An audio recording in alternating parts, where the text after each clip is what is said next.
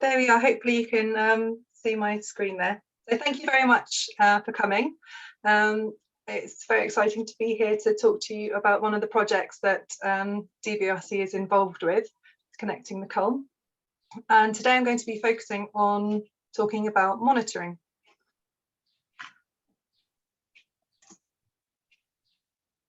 So I'm sure that you all know a bit about the project anyway, but just to run through some of the key points.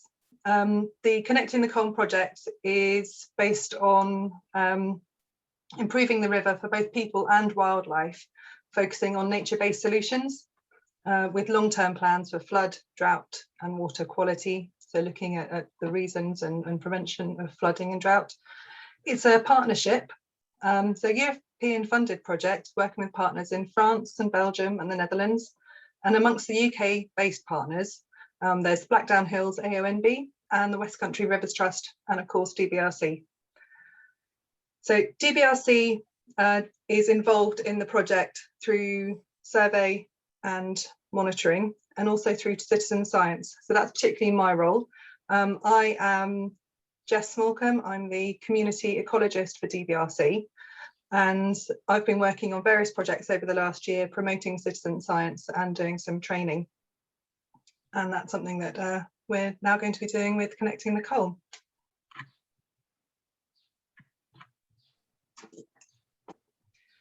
So whereabouts are we working? This is the map of the Connecting the Culm project area. So everywhere from the Blackdown Hills, right at the headwaters of the Culm, all the way down to where it pretty much reaches almost Exeter. So this is Killerton in this bit here, just to get your bearings. And we're going to be working in various points all the way along the Culm.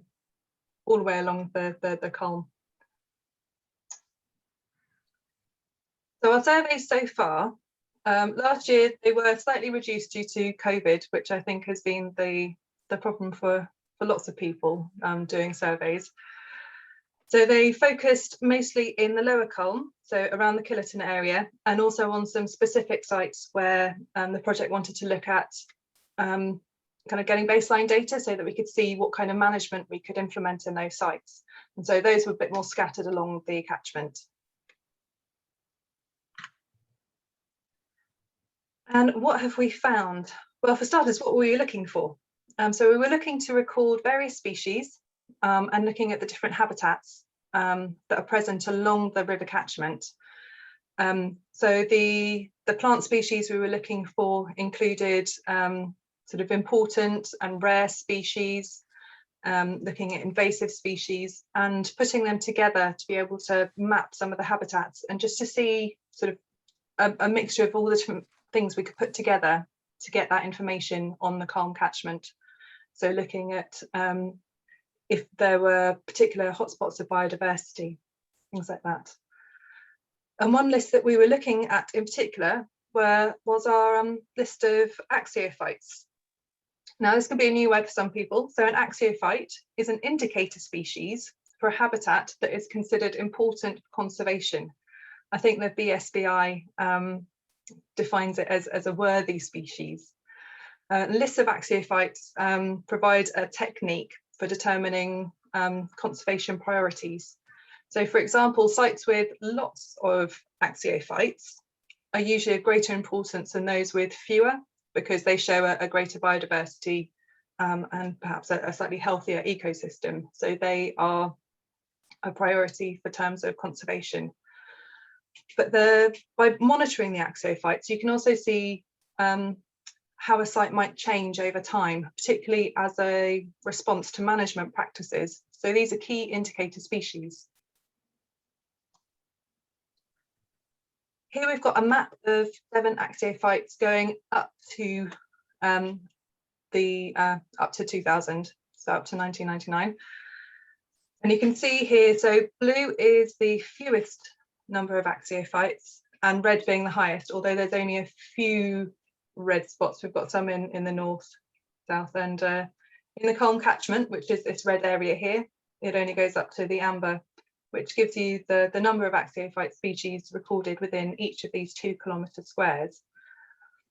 So if I just go on to the next slide, you can see that in this one, where we've got the date range is in the last 20 years, we've got a change. So focusing on the catchment area, if I just go back again, you can see that in general there's a bit of a drop in the axiophyte numbers recorded. And one thing that we have to remember about that is that it may be down to either a change in those habitats actually having a reduction in these species, or it might be down to a change in how many surveys were undertaken as well. So obviously where we get records is where people have been surveying. So always have to remember that as a a factor in these maps. But looking at these axiophytes, which are particularly for riparian habitats, so both riparian and wetland, anywhere with damp marshy ground, we actually came up with a long list of 140 species, including grasses, and of the flowering plants, some are submerged and others are growing on the bank slightly away from the water or in just damp ground. So we are going to be narrowing down this list, particularly if we're going to be asking people to go out and do some monitoring. We don't expect everyone to be able to recognise 140 species, some of which are quite rare. But a thing to note with the axiophytes is they're not necessarily rare species. They're simply ones that as a group can tell us something about that habitat. So these are the species that we're going to be focusing on. And this list here is actually for the top 10. So it's not necessarily all of these that we're going to have on our shortlist, but I thought you might be interested in seeing the top 10 species that are actually recorded.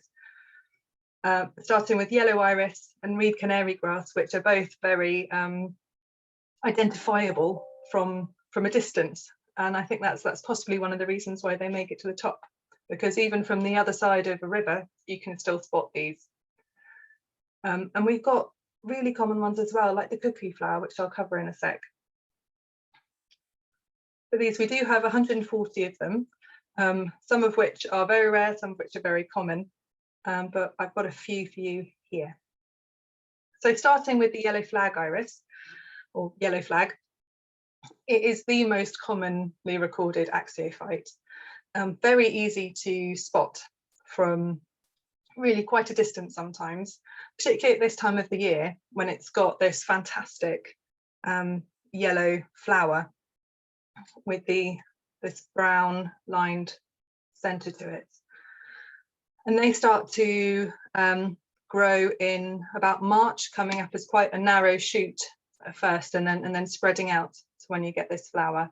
And usually these are around the edges of wet areas, so you get them along riverbanks or along ditches, and they like to be partially submerged. I said we'd have a very common one, and this is the cuckoo flower, which I'm sure that everybody will have seen. It is part of the bittercress family. The bittercresses, some of them are very common. You get them as growing weeds in your garden, but you can see that they do have similarities with those ones. And if I just magnify this picture here, so we've got these lovely pinky white flowers in the yellow centres. And this is one of the flowers here. So if I follow the stem down, and here's a bit more of a close-up, it's got this rosette of leaves that come out, so with all these different leaflets coming off in opposite sections and one terminal leaflet here. And it's these rosettes that you first see early in spring before the flowers come up, and that are really key and part of the bittercress family. When the flowers have gone, you can still spot this plant as well, because it has these long kind of pods that come up, which is again typical of the family, and those are the seed pods. This one is Marsh horsetail, and a little bit more of a rarity. It's quite similar to the much more frequently recorded water horsetail, and the water horsetail is actually one that made it into the top 10. our axiophyte list, but this one is a bit further down the list. It's a lot smaller than the water horsetail, so it only gets to kind of 10 to 60 centimeters rather than the water horsetail, which can actually get to considerably over a meter. And it's this long straight stem with the whorls of smaller kind of little leaves coming off the side. The fertile stems, so you get two types of stems. The fertile stems have these cones on them like this, which produce the spores. And these stems are hollow. And that's one of the ways that you can tell the difference between the two species. So not just height, because obviously some of the water horsetails just might not grow as much. But the water horsetail stems are smooth with a really large hollow in the middle if you break them open. Whereas these ones, the marsh horsetails, have grooved stems. So if you rubbed your finger around the edge, you could feel the grooves, and they have a much narrower hollow inside comparatively.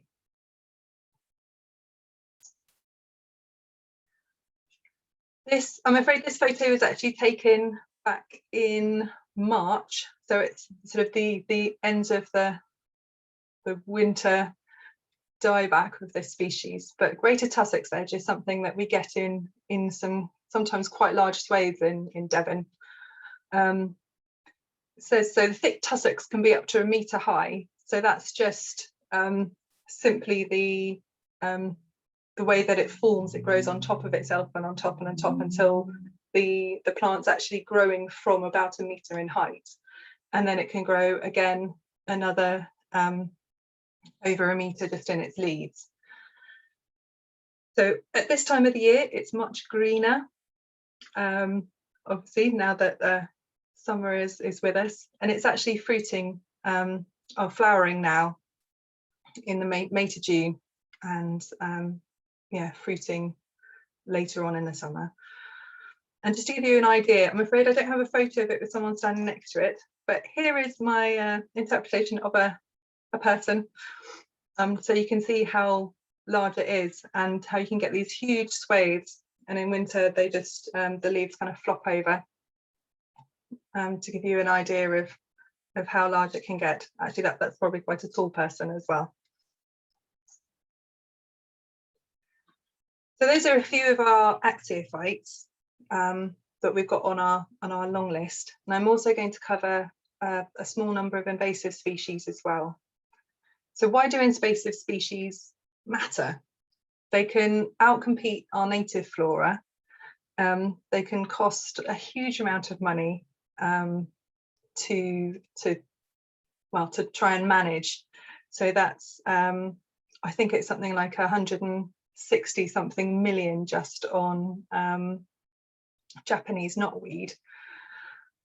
But obviously we've got a large number of invasive species, and many of them do spread along our waterways, which is why it's really important, if we're doing these surveys along waterways, to do monitoring or to see what's there, that we include invasive species as well. So our first one is the well-known Himalayan balsam or Indian balsam that was introduced as a garden plant in 1839, but very soon escaped out into the wider countryside. And you can see why it was planted in gardens, because it is a beautiful flower. And when you get those large banks of it, it's a sort of a bit of a mixture, because yes, it does actually look quite pretty, but at the same time you know that there's a whole load of other species that should probably be there instead. It can get up to 2.5 meters tall, although mostly it stops at about 1.5 or so. Key characteristics are these reddish pink stems, which are hollow, really shallow roots. So,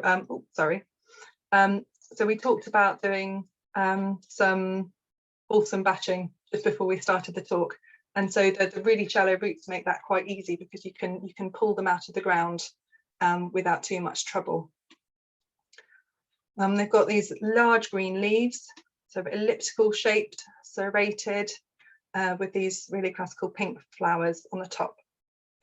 One of the reasons why they spread so easily is that the seed pods, so these things here, which contain a whole load of seeds, they actually explode if you contact them. So it's really important if you're doing balsam bashing to get there before the seed pods sort of form, because they on contact, when they're ready, they simply kind of pop open and these seeds shoot all over the place. And one plant can produce sort of up to and around 800 seeds, which is why it does spread so rapidly and it's so hard to get rid of.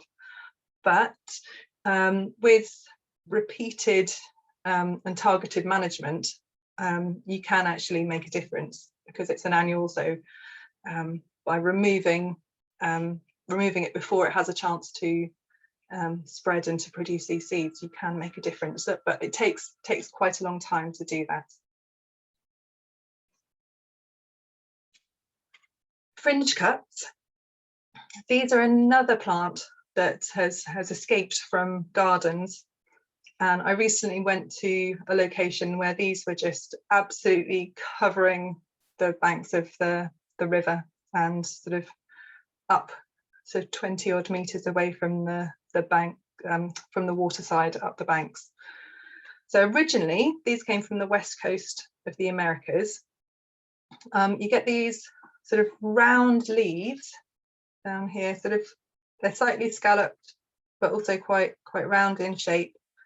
They're hairy and they form rosettes along the base, and then out of these base rosettes you get this tall spike with the flowers on, and the flowers are very small, very delicate, and they start off being quite white green and then turn this pinkish colour. But this is the extent of the flowers, so these really tiny delicate petals, and they do look quite striking en masse. But again, it's, you know, they're taking up a lot of space where some native flora would be great to see.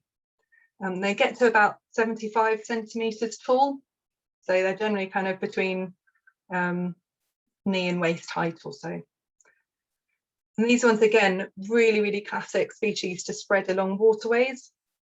They love that damp ground, so all along the banks, and then the seeds can wash down river, and when they wash up, they colonize a new patch. And here we've got water fern. Now this species is actually really small. If I put on a rough scale there, it's native to kind of Asia and Australia mostly, and each plant is only about 1 centimetre across. So it's got a few of these little fern leaves, but each plant is very small, and it spreads really rapidly. It's very fast growing and can completely cover a water body. You know, if it's a pond or a lake, it can only take a few months for it to completely smother it. This species was first recorded in the UK in 1883, so it's had quite a long time to get its foot in the door. The problem with this one is it's floating, and so it can cover with this mat across a water body, and it can reduce the light that's going into the water and therefore change what's underneath.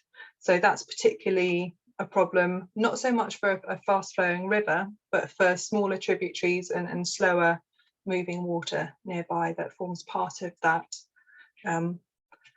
catchment wetland areas that you get, for example, along the Culm. So those are a few invasive species. And so moving on to what's next. So what we would like to do this year is to survey more areas along the catchment. So we've done quite an extensive survey around the Killerton area. So we'd like to do more in the middle reaches and in the headwaters as well. And we're going to be asking for help with that. And we're running some training courses. And how everyone can help is to do some surveys themselves. So we're just talking walk-based surveys. And what I mean by that is you don't need to do a quadrat, you don't need to cover a whole grid square on a map. It's simply looking at a kind of a linear area. And that's because we would really like people to stick to public footpaths, unless you're lucky enough to live right up to the water's edge. And we will have training and support available. So walk-based means that you can basically, you start in one place and you walk along and survey just that area between, if there's a footpath that goes alongside the river, between the footpath and the water, maybe a bit on the other side of the footpath as well if it's still wet, and looking at what you can find. Now, we're not going to be too prescriptive with how long a distance that needs to be, because obviously different areas, different public footpaths will kind of define that for you. But it'd be great if you could let us know how long it was and how long you looked for. And we'll be able to give people a short list of the axiophytes.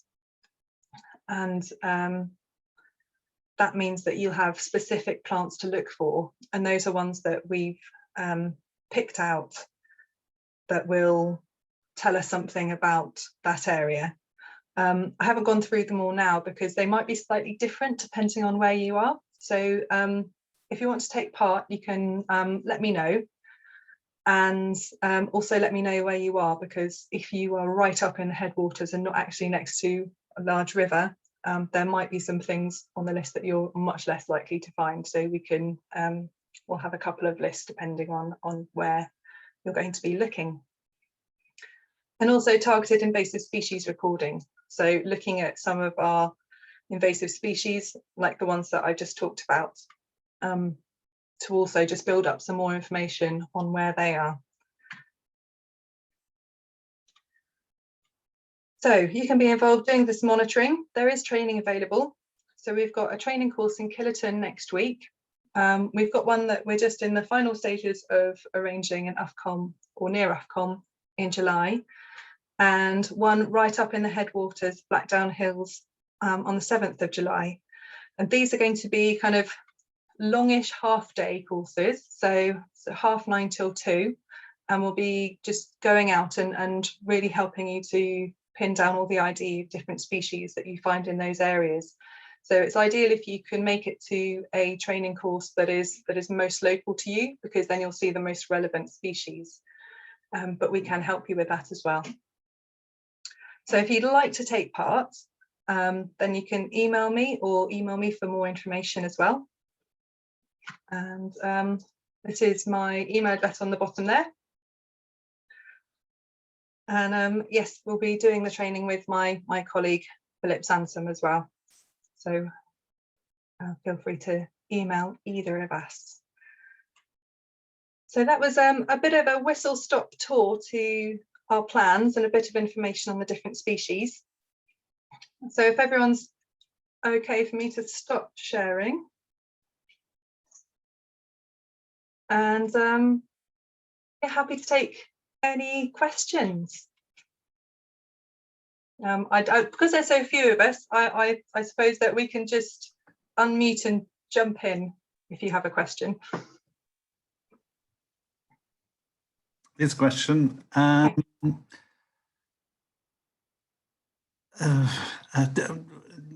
It's a bit much for me to take in information. So do you have any sort of paperwork or anything like that? Yes, I can send you a list of, well, a short list of the axiophytes, because obviously our long list, 140 species, most of them are things that people haven't heard of. So that's why I showed you at first the top 10 most recorded ones, because they tend to be the ones that are the most common. But that's something, you know, what we'd really like to get overall is just a bit more information about these sites, or well, when I say these sites, I'm basically anywhere along the catchment. So it can be very much localized to where there is wherever you are, or wherever is easy for you to go for a walk, and have a look. And so I can send everyone here, and anyone who gets in touch with me later as well, a list of the axiophytes. So coming on a training course is obviously going to be useful in being able to talk to us and see real examples. But obviously I know that not everybody can make that. So we will have a list available along with a brief methodology, which is basically just walk, look, and record and send it in. But that's it. Because there's only a couple of us, it's a lot of catchment to cover. So any help is much appreciated, and we're here to obviously help with what we can this end. I post from time to time on the Clumpton Facebook page. Mm-hmm. So I'm happy enough to do that, unless you're covering that yourselves. So if you'd like me to signpost to you, then happy to do that.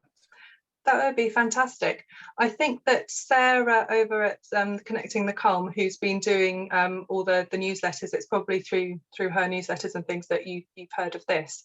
I think she's written a post about the surveys and training, so I can find that, and maybe you could share that. Happy to do that, but experience tells me that you've just got to keep. Yes.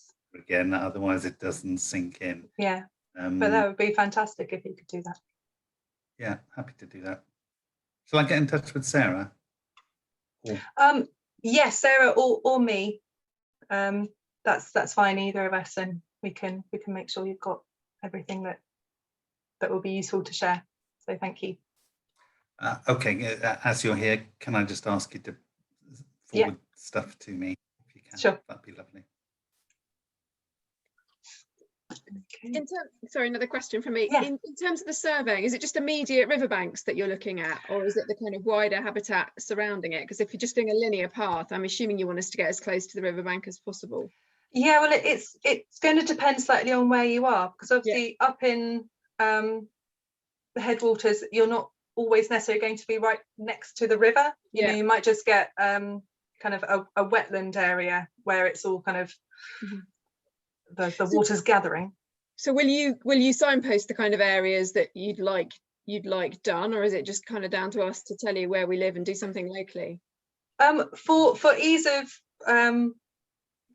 I'm never really sure what's easiest, but in terms of, you know, making it easy for you to be able to just go out and go for a walk, it can be, you know, even if there's somewhere that you regularly go to take the dog for a walk that's near the water, that's brilliant.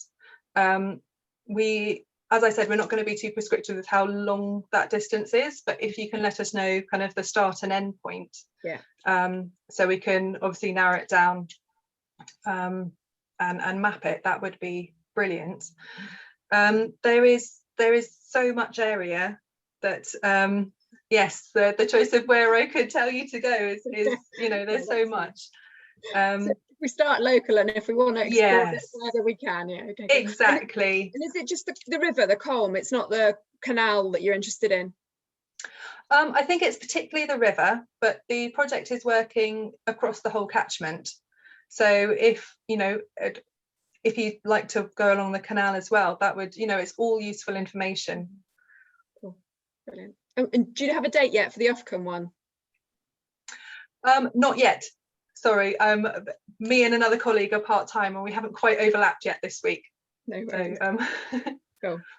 But I can let you know. Please do. Yeah, that's great. Thank you. Brilliant. Vanessa. Yeah, hi. I'm very lucky. We live quite near the top in the Upper Culm. Mm-hmm. We are actually officially Somerset, but I think the other side of the river is Devon, so that's okay. We've got probably about 500 meters of river, and it's beautiful, and it hasn't been touched for about 40 years. I'm desperately trying to learn as much as I can.